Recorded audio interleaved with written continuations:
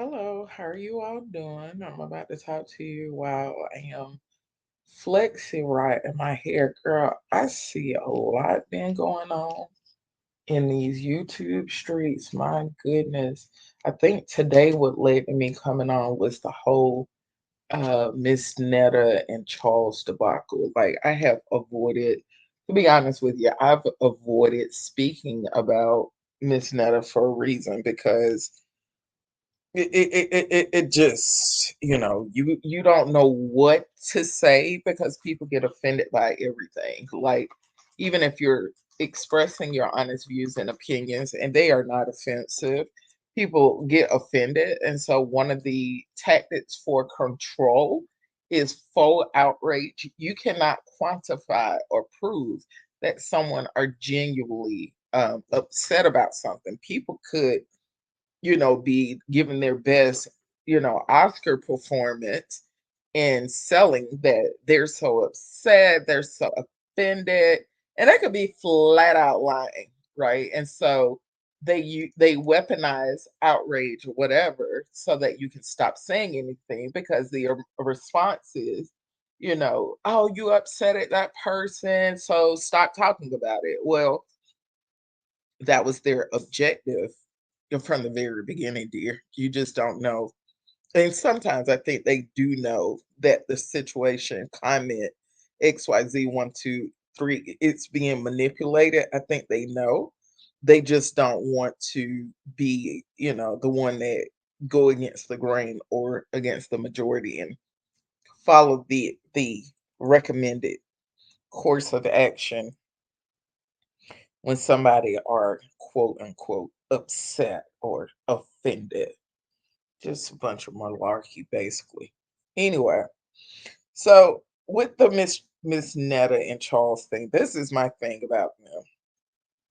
Okay, I don't think Miss Netta fully provided a description about who she is and what she is, even when speaking with T.S. Madison. She really didn't give a real answer, right? No real answer. She said she doesn't recognize as being transgender. She don't identify that way, right? So I don't know what to say. And so in saying that, I can honestly say whatever is said to Miss Netta, no one should be offended because Miss Netta didn't define herself, right?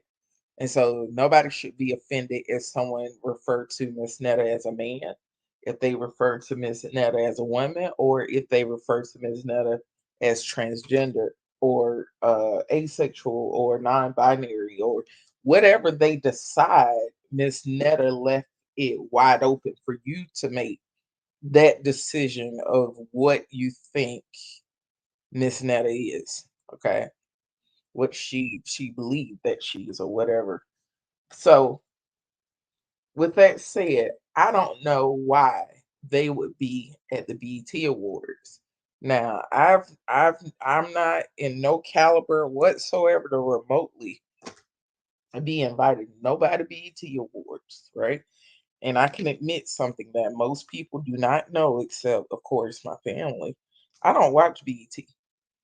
I don't watch anything about BET because I feel like the majority of their content that they provide, it does not lead to upward mobility and benefit to the black community and culture. That's how I feel about it, right? I'm not saying y'all don't need to watch it.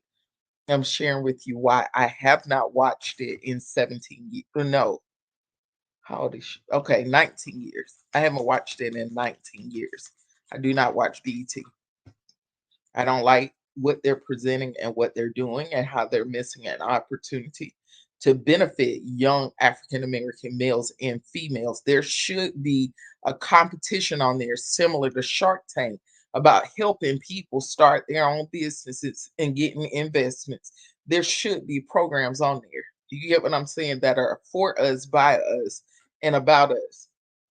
However, they don't. There should be some kind of program that comes on every Saturday morning, right? And all they're doing is teaching people.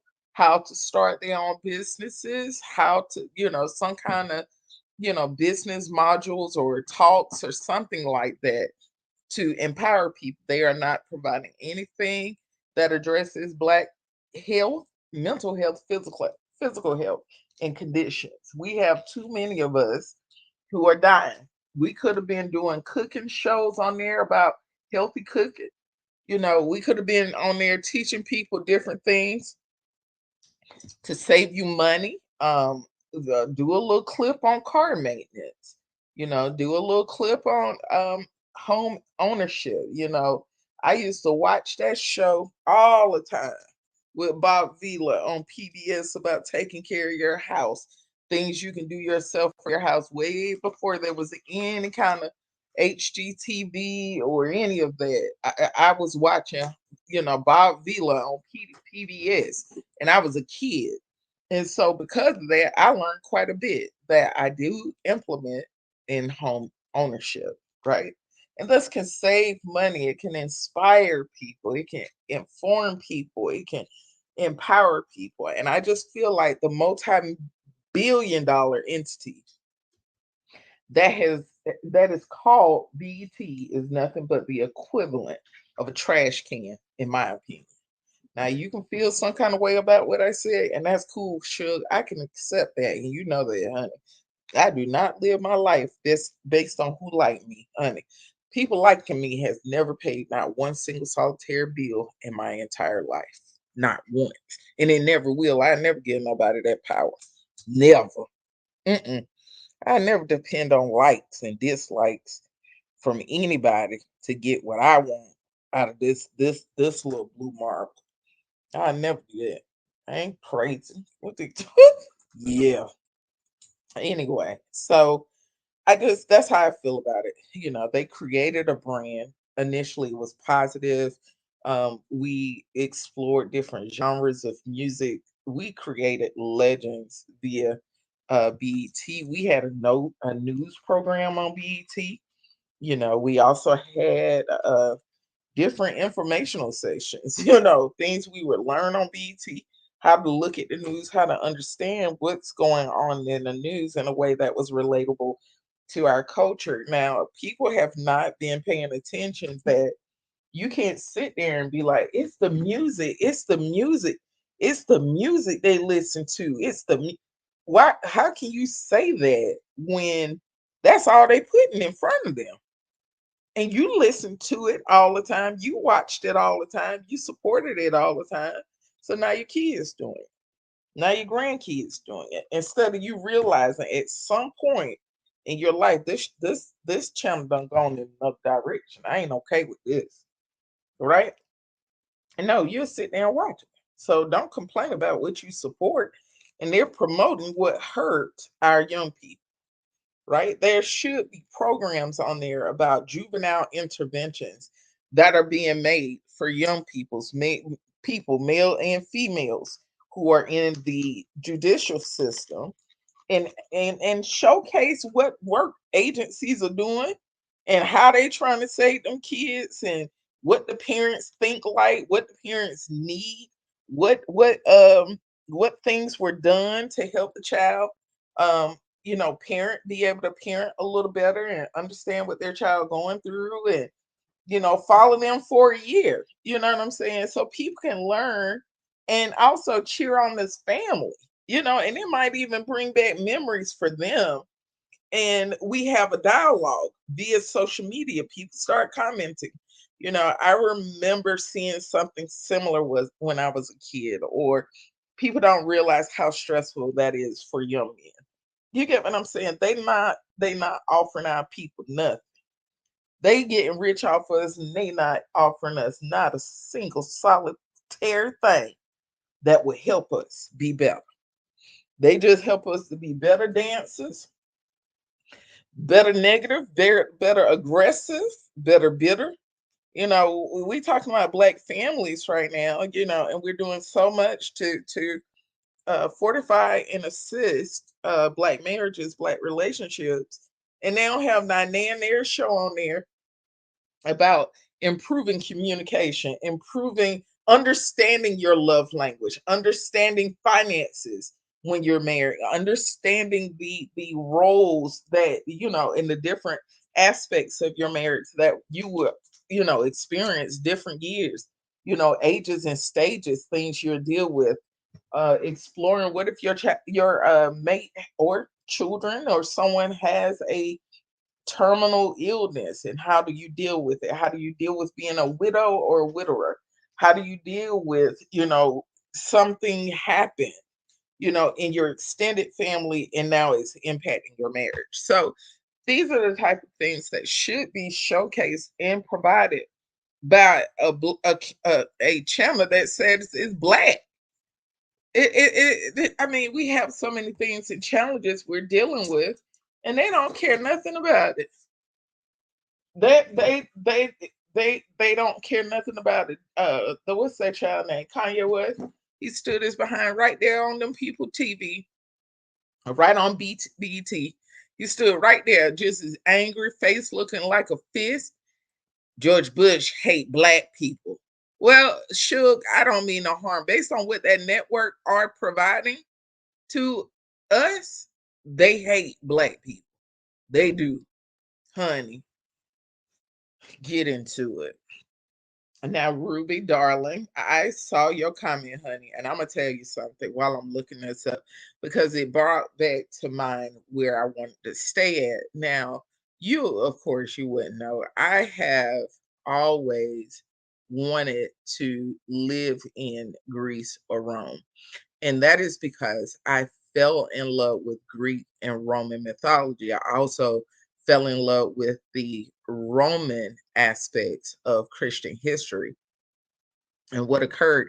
And I don't think people realize how paramount Rome was, even though it's a book called Romans, how powerful it is. And we should be visiting Rome, not necessarily to see the Vatican, but to walk and understand what occurred. So I am so excited that you guys are going to Greece, and congratulations to you. Honey, it sounds like you are getting on very well with your beau, honey, and he is not playing. Oh dear, he is dating with intentions. Mm-hmm. Of course. Of course. For you, absolutely. You're a lady. Honey, he knows. You indeed, dear. Indeed. So I'm very happy for you. But I wanted to tell you so you could look at it. There was one resort that I found that I am dying in my soul to stay at, and it is in Greece. And the name of it is the Stella Palace. Stella Palace. It is, you just have to see it. Just go when you have time to look at Stella Palace. Stella Palace. Stella Palace. When you see it, you will understand why I want to go and stay there. But it's a gorgeous resort. But check it out. And like I said, I'm extremely excited for you that you're having this experience, and you're dating, that you're having a positive, beautiful experience with a gentleman who he's clearly presenting gentleman energy. Okay. And so I'm very happy for you. Congratulations to both of you.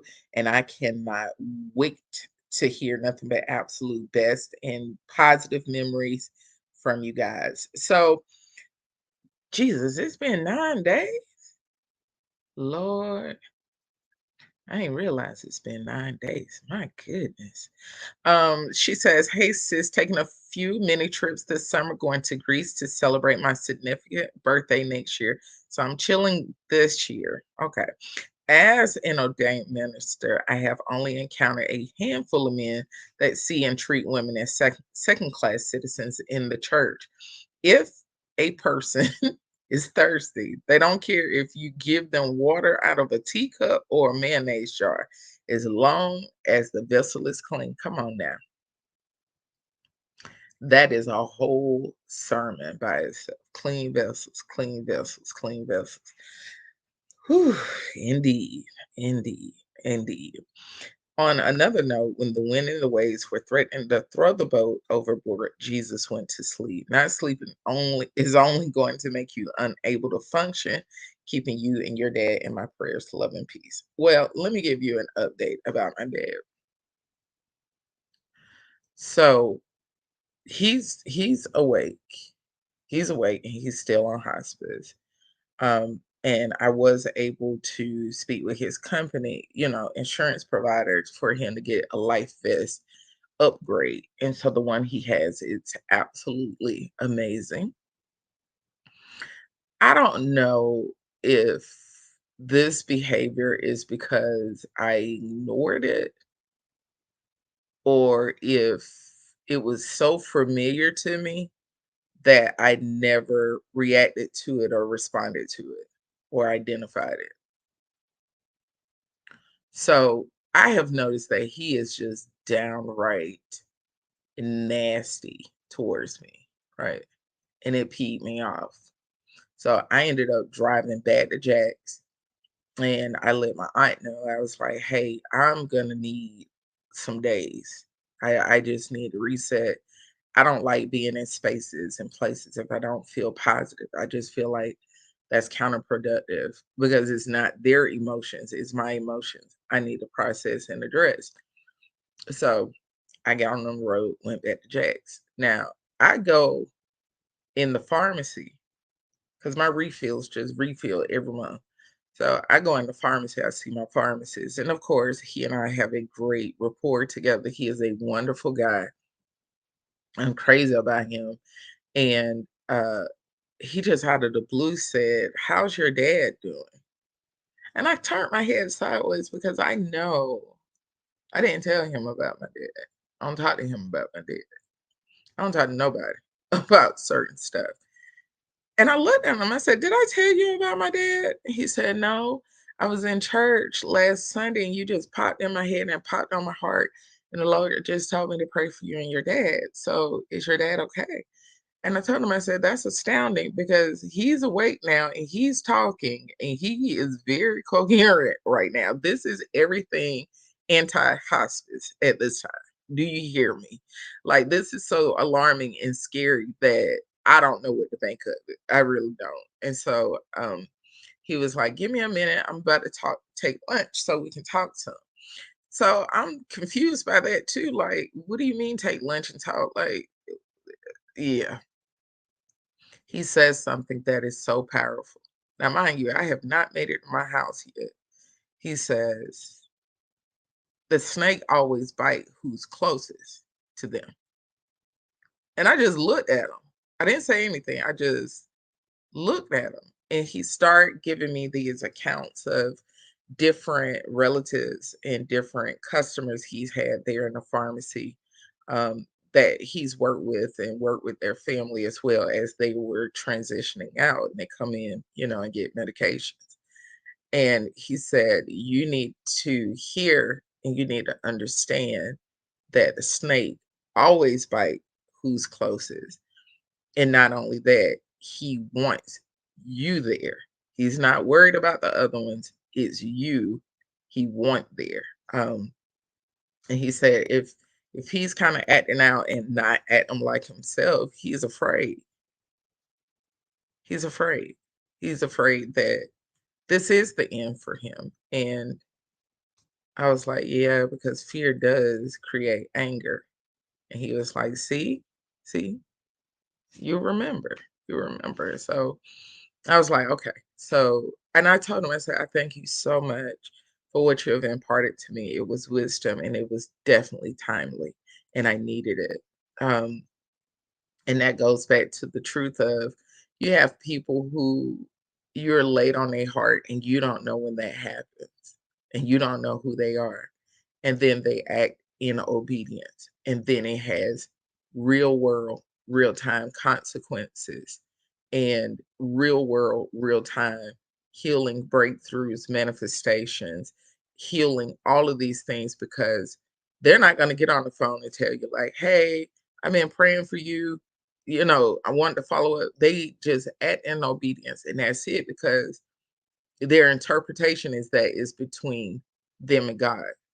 But in this instance, he was led specifically to let me know that he was led to pray for me, and specifically my dad, and he did. Um, and he had a word of knowledge for me.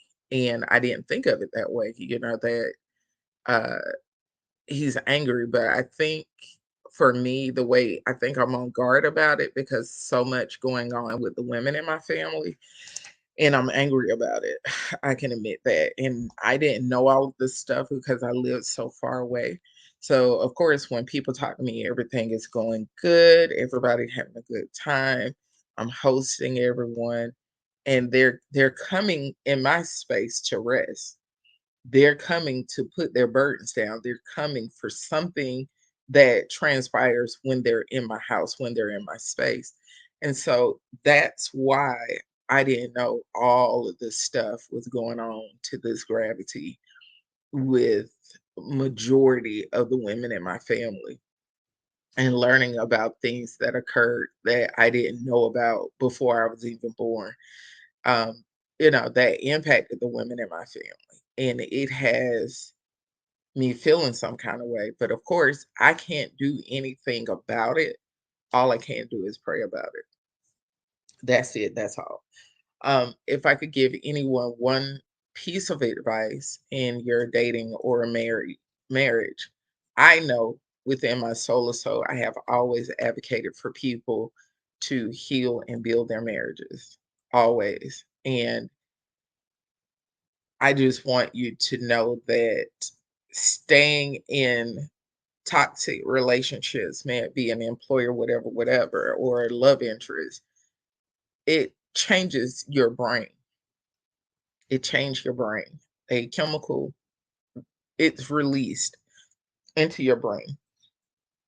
If it continues to be produced because you're in a stressful environment and your body is reacting with everything in it to let you know, I'm not okay with this, it can cause brain damage that you can't repair that.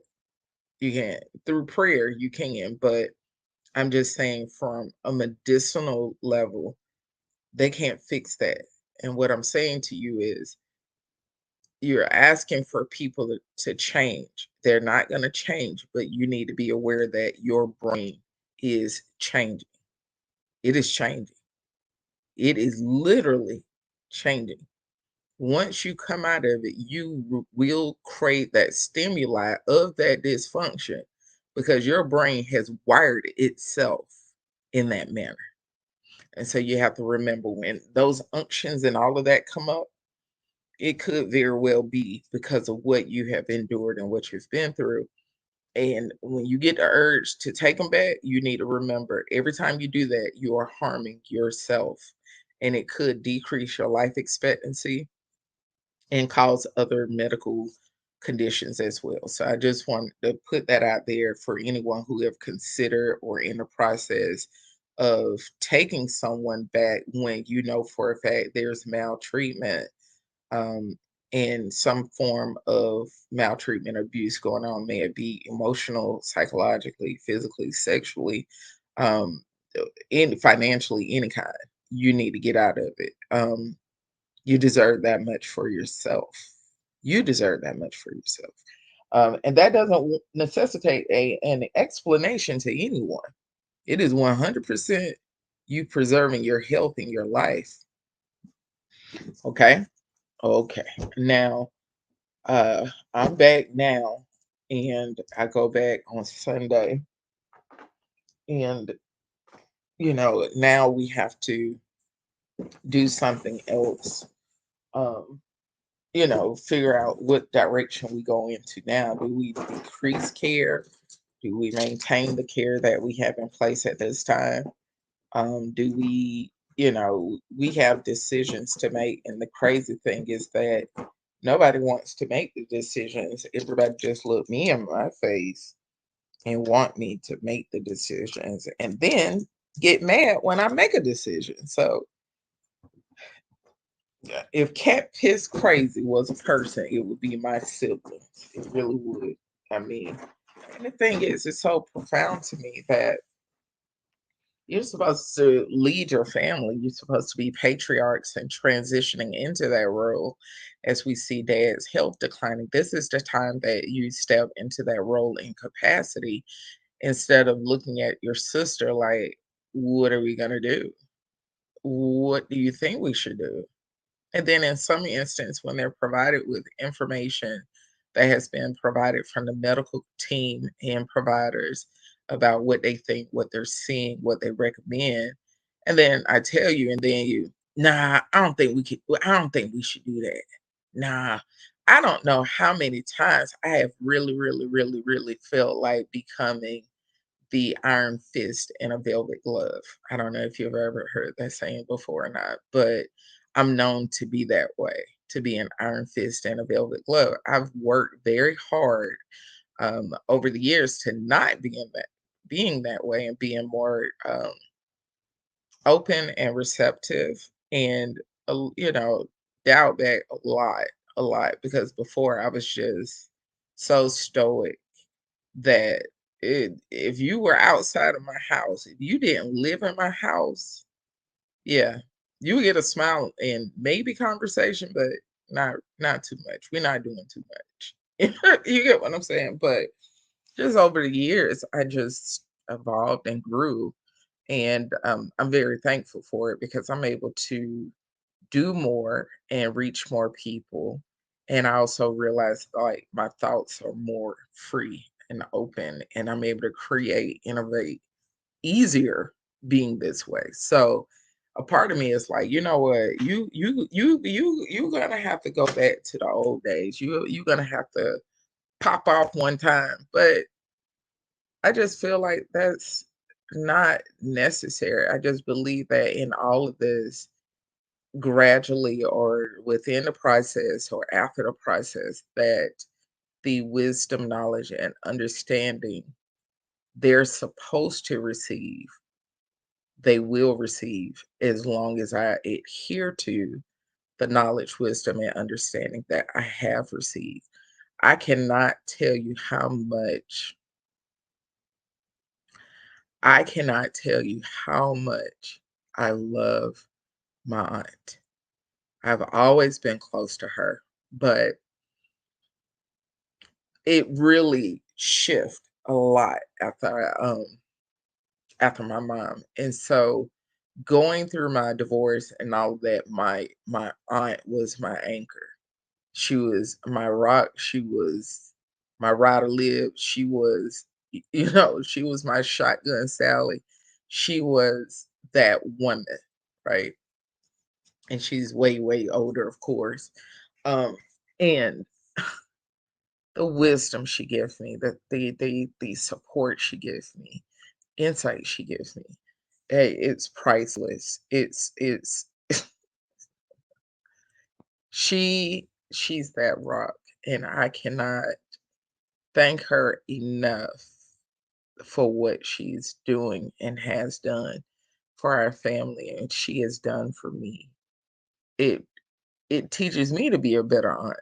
You get what I'm saying? So as I'm getting older, when I'm almost kissing 80, I'm reminded of people like my aunt to know what to do in those times when you're dealing with grown grandparent, you know, uh, nieces and nephews. It's beautiful. It's very touching. And I'm so appreciative of her. And she get frustrated too, with some of the stuff taking place. And it never fails that she turned right back around. It may, she may be about to get in the car and, we leaving, or we went to go have breakfast or something. She'll reach her little hands across the table and hold my hands and look at me and say, "Don't you ever forget that you are a powerful, beautiful Black woman. Don't you ever forget that. In all of this, do not lose yourself in this like you lost yourself previously because of love. I know you love your daddy. I know you do. But do not lose yourself with this. You can't." And so I've had happy cries, touching cries. Um, Sadness cries, and I do them with her. And so when everyone else come around, they're coming in and out of the house, they're calling, they're texting, I'm in a different place and I'm able to be on. That's the only way I can describe it. I'm on when people coming in and out, they want to check in, they want to, ask questions and updates and everything.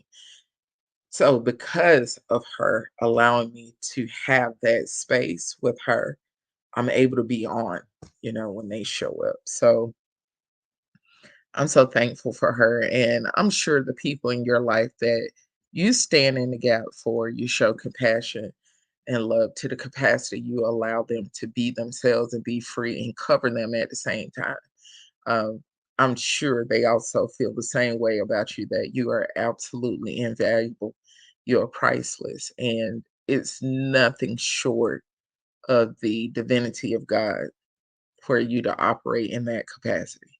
Anyone to be able to operate in that capacity and not lose themselves while they're doing it. That's what I learn from her constantly, constantly. So um, I'm so thankful for her, stepping into that maternal role. And I think it was meant for her. I have all these aunts everywhere, so many. My God, I have them everywhere.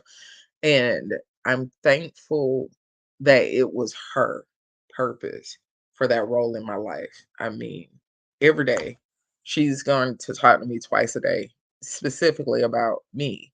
What's going on with you? What you need? Do you need help with something? Did you eat yet? She, honey, before I forget, babe,